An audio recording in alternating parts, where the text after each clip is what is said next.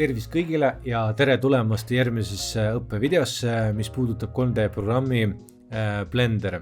Eelmises videos me seadistasime environment map'i, panime talle shadingu peale, et oleksid varjud.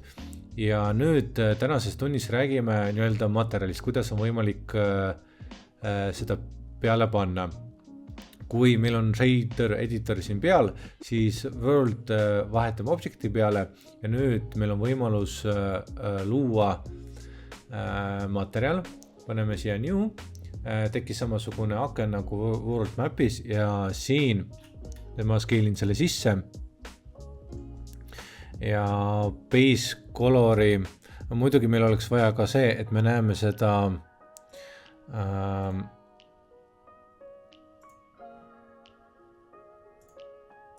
stseeni.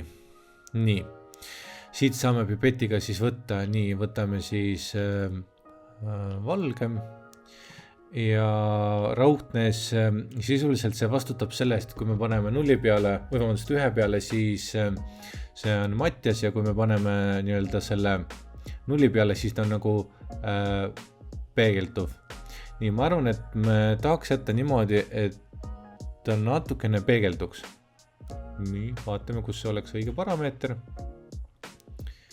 Ma arvan, et siin on täitsa okei.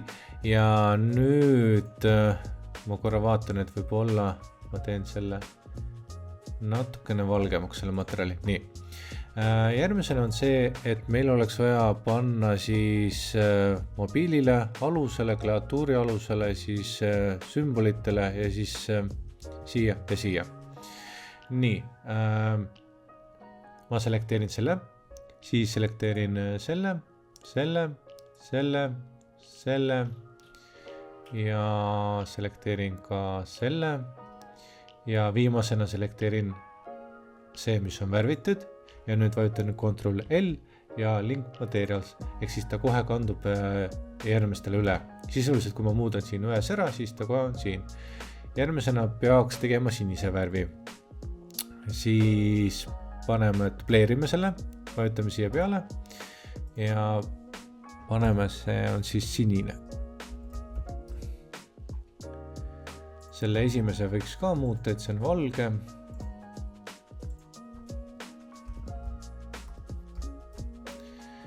Ja ütleme sinise peale üle, aga meil sinine peab olema see.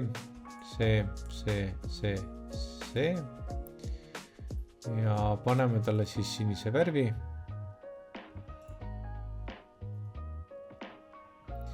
Ja siit pipetiga muudame niimoodi korras. Nii, tegelikult peaks ka nendele ka panema, et siis selekteerime selle siia, mitte see, vaid see ja Ctrl L ja Link Materials, nii. Ja siis peab olema kindlasti see ja vot see ja vist on kõik ja siis viimane see, mis on värvitud. Ctrl L, no. Link Materials, nii, korras. Ja viimasena muudame selle muudame halliks, nii, paneme selle siis näiteks, ma ei tea, valge ja siis dubleerime seda, paneme sellele hall ja siin me muudame natukene hallimaks selle ja paneme metalliku peale, et ta oleks nagu metall veits ja proovime mängida natukene. Nii, ja siis see ja viimane see, mis on värvitud, Ctrl L ja Link Materials, kõik. Ja tegelikult peaks nüüd ka selle aluse, Ctrl L, Link Materials, nii. Ja nüüd läheme siia selekteerime selle edit mode'i ja L tähega selle ülemise osa.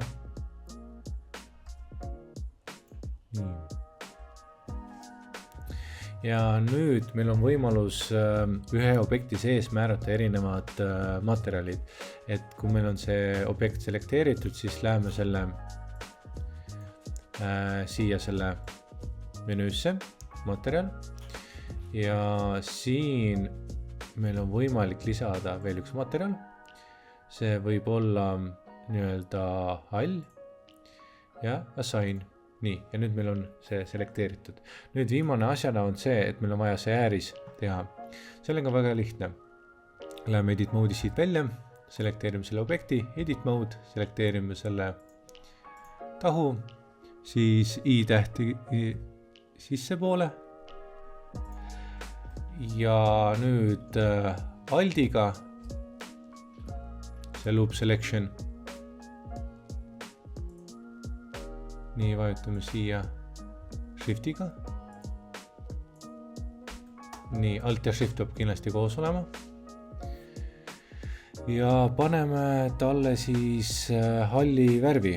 Ehk siis pluss, siis siit valime halli ja assign. Ja nüüd peaks olema nii, et läheme edit mode'ist välja. Ja nüüd on kõik ilusti paigas. Selles suhtes, et meil on kõik nüüd materjalid seadistatud ja nüüd me hakkame animeerima ja me võime tagasi solid mode'i minna. Nii, siis arvuti on ka kiirem.